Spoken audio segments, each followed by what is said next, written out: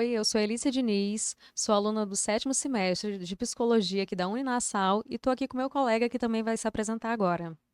Oi, eu sou Alan Mendes, estou no sétimo período de psicologia aqui na Uninasal e hoje a gente vai falar um pouco sobre o transtorno afetivo bipolar. Nós somos o podcast TCCast, que é o seu podcast de psicologia cognitiva comportamental.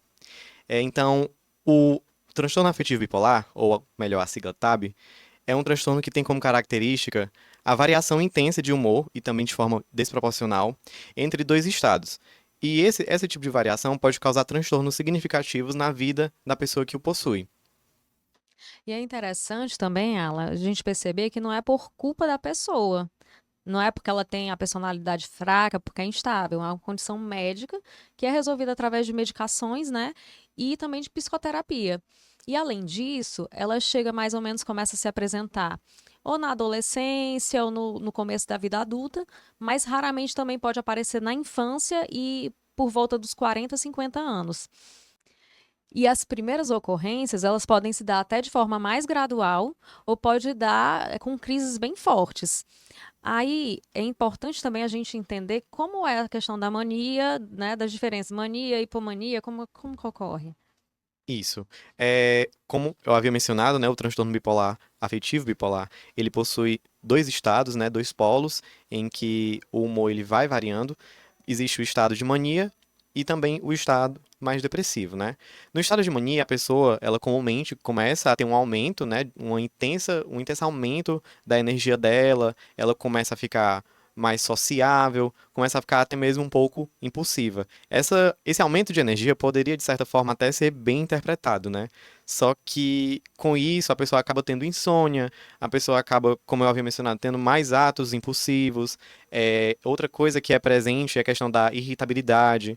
Então, nesse estado de mania, ele pode trazer muitos prejuízos para a pessoa, já que ela fica sempre tendo alguns pensamentos de impulsivos, ela perde a ordem, né, do pensar antes de fazer, ela começa a, por exemplo, né, fazer compras, ou então ter comportamentos que são, vamos dizer assim, fora do esperado, né, fora do padrão, alguns comportamentos até mesmo transgressivos.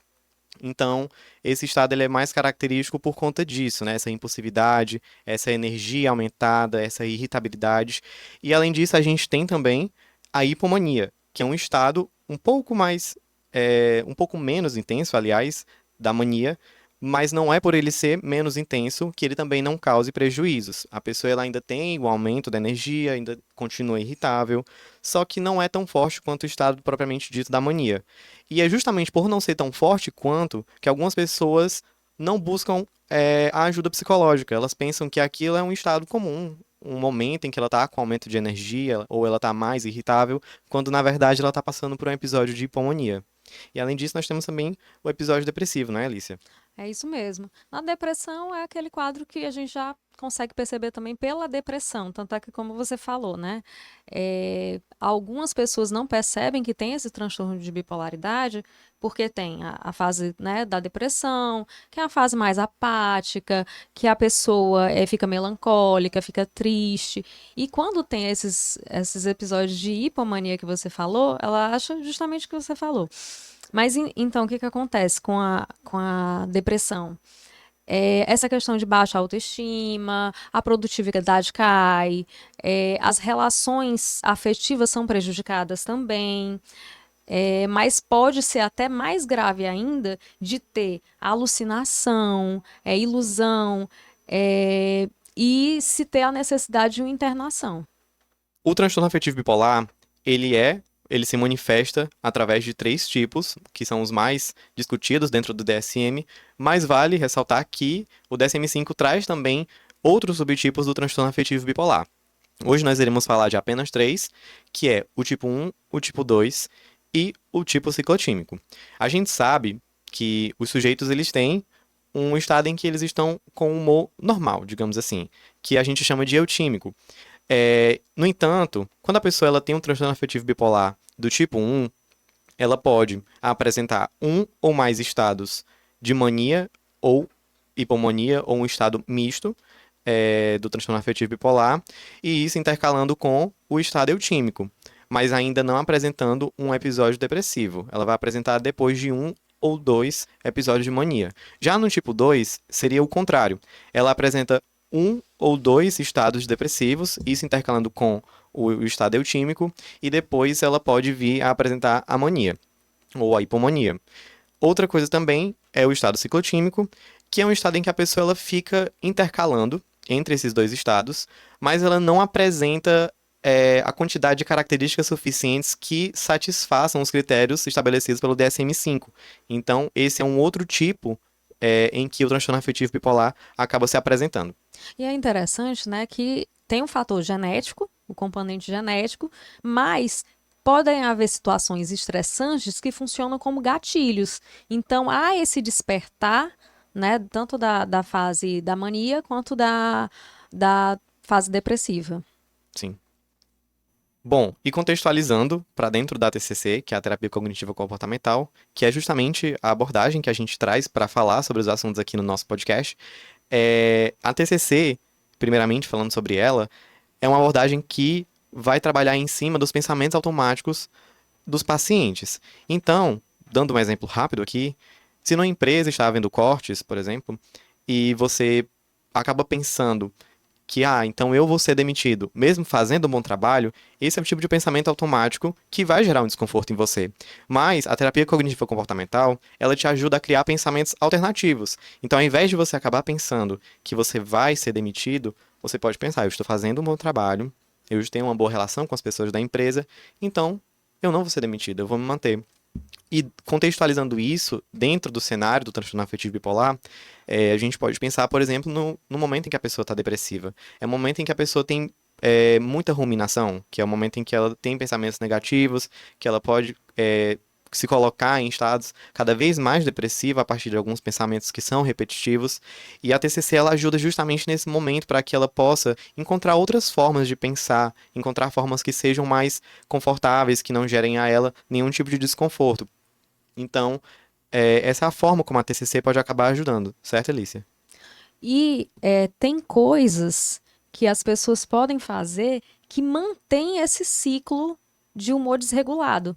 Então, por exemplo, não fazer o uso correto dos medicamentos nas horas corretas e nos dias corretos.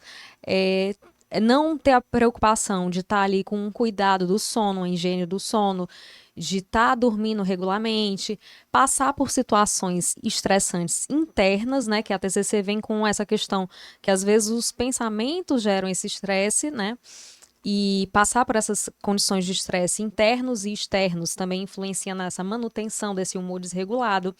E também não procurar ter uma rotina mais saudável, tanto de ter horários certos para trabalhar, para relaxar, para ter seu momento de lazer, para alimentação saudável. Então, todos esses pilares de qualidade de vida também influenciam nessa questão das alterações do humor. E também, com grande importância, a terapia, né?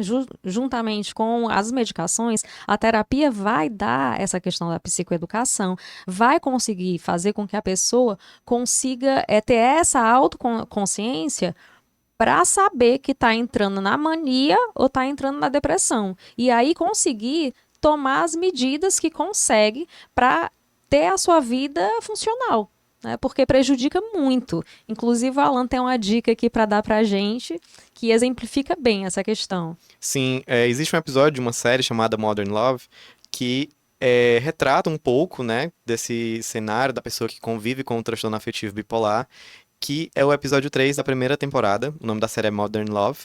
E quem tá, inclusive, fazendo esse papel é a nossa maravilhosa Anne Hathaway, que é uma grande atriz, Belíssima. belíssima. E ela traz, né, de forma muito um pouco romantizada, mas também muito fiel ao que é a vivência da pessoa que tem um transtorno afetivo bipolar. Então, tem momentos que você percebe que ela tá mais impulsiva, que ela tá mais energética, e de repente ela não consegue mais sair de casa, ela não consegue mais fazer as atividades dela do dia a dia. E, infelizmente, né, o transtorno afetivo bipolar tem muito disso. Então, de fato, para que a gente possa, né, trazer uma melhora para a vida, é importante que a pessoa esteja em terapia, que a pessoa faça o tratamento medicamentoso, para que assim ela possa encontrar outras formas de pensar e também de viver, né, tendo esse transtorno, até porque o transtorno ele não é um ponto final, né? Ele não é um destino, ele é só uma situação, uma condição que existe na sua vida e que você pode aprender a conviver com ela. Então é isso, espero que vocês tenham gostado. Esse episódio ele trouxe um pouco, né, sobre o transtorno afetivo bipolar, que é também uma forma de psicoeducação, e eu espero que vocês possam ter compreendido mais sobre o que é esse transtorno, quais são as formas em que a TCC pode trabalhar, né, para que a pessoa, o sujeito que convive com esse transtorno, possa ter melhorias na qualidade de vida. Então é isso, muito obrigado e até o próximo episódio.